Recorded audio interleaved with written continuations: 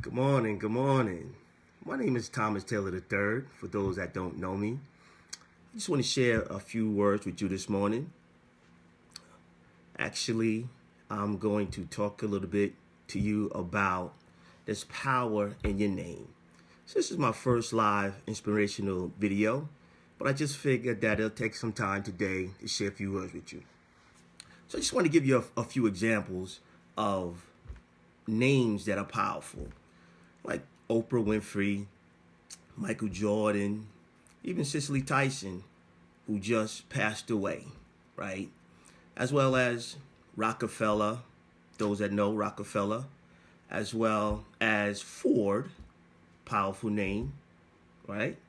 So when you look at those names, when you understand the information about those names, even Prince, we utilize Prince a lot, right? When you understand those individuals, you realize that they were actually significant. So why am I talking about that? Well, let's take Ford, for example. If somebody asks you, what kind of car are you driving? You don't say, I'm driving a Henry Ford. You just say a Ford, right? As well as Prince, right? Some of you may know what Prince's last name is. Some of you may not, right? Those who follow Prince for a while may realize that his name is actually Prince Rogers Nelson, right? But we just know him as Prince. Even Michael Jordan, right? So when you understand Michael Jordan and the brand, well, what is the brand? The brand is Jordan, right? So sometimes young kids will say, hey, I'm going to get me a fresh pair of Jordans. They don't say Michael Jordans.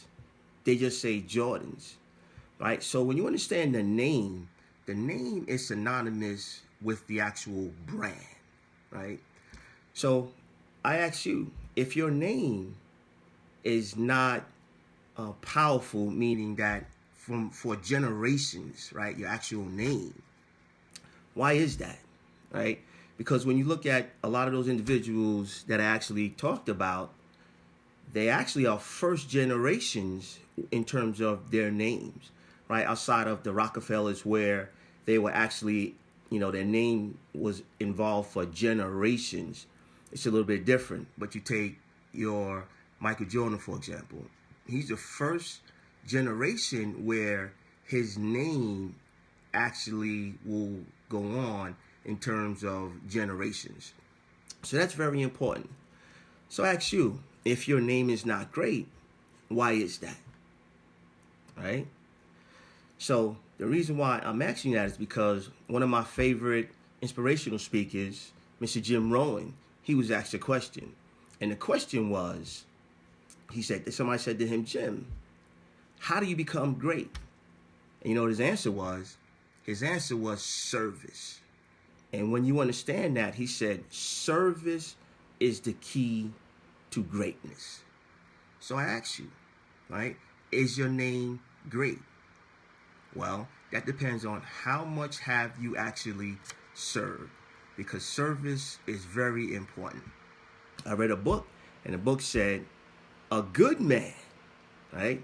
It said, a good man leaves an inheritance for his children's children, right? So I challenge you today that if you feel that your name is not great, meaning that it will be significant to generations unborn, the challenge is start today. Ask yourself, how can I make my name great?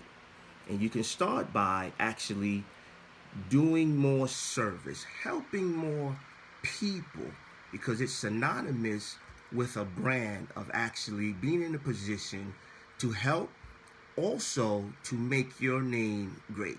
Because I feel like each and every one of you that are out there that are listening, your name is great.